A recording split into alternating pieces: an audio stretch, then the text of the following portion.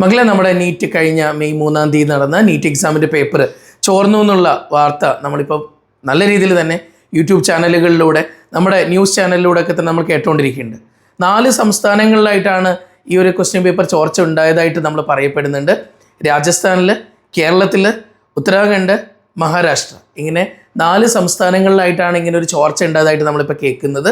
ഇവിടെ question paper leak ഉണ്ടായത് അതിൽ തന്നെ ഫിസിക്സ് തീരെ ലീക്കായിട്ടില്ല എന്നും ഒപ്പം കെമിസ്ട്രിയിലും ബയോളജിയിലും 90 ക്വസ്റ്റ്യൻസ്, അത് 200ഓളം ക്വസ്റ്റ്യൻസ് ഒന്നിച്ച് ഹാൻഡ് റിട്ടൺ ആയിട്ട് കൊടുത്തതിൽ 90 ബയോളജി ക്വസ്റ്റ്യൻസും കൊടുത്തു എന്നാണ് പറയപ്പെടുന്നത്. അതുപോലെ തന്നെ കെമിസ്ട്രിയിൽ മുന്നേ നമ്മൾ കേട്ടത് ടോട്ടലി 140ഓളം ക്വസ്റ്റ്യൻസ് ചോർന്നു എന്നുള്ള രീതിയിലായിരുന്നു. പക്ഷേ കെമിസ്ട്രിയിലിരിക്കുന്ന ഒരു 36 ക്വസ്റ്റ്യൻസ്, അതുപോലെ തന്നെ ബയോളജിയിലെ 90 ക്വസ്റ്റ്യൻസ്, ടോട്ടലി ഇത്രത്തോളം ക്വസ്റ്റ്യൻസ് ആണ് വാട്സപ്പിലൂടെ 100ന് മുകളിൽ ആളുകളിലേക്ക്, അതായത് ഫോർവേഡ് മെസ്സേജ് ആയിട്ട് ഇപ്പോൾ കിട്ടിയേക്കുന്ന SOG ആണല്ലോ ഇതിൻ്റെ അന്വേഷണങ്ങൾ നടത്തിക്കൊണ്ടിരിക്കുന്നത്. അപ്പോൾ അവരുടെ കണ്ടെത്തലുകൾ പ്രകാരം പറയുന്നത് ഫോർവേഡഡ് മെനി ടൈംസ് എന്നാണ് അവർക്ക് കിട്ടിയേക്കുന്ന ഫോണുകളിലുള്ള വാട്സപ്പിലൂടെ പോയേക്കുന്നതിലൊക്കെ കാണാൻ പറ്റുന്നത്.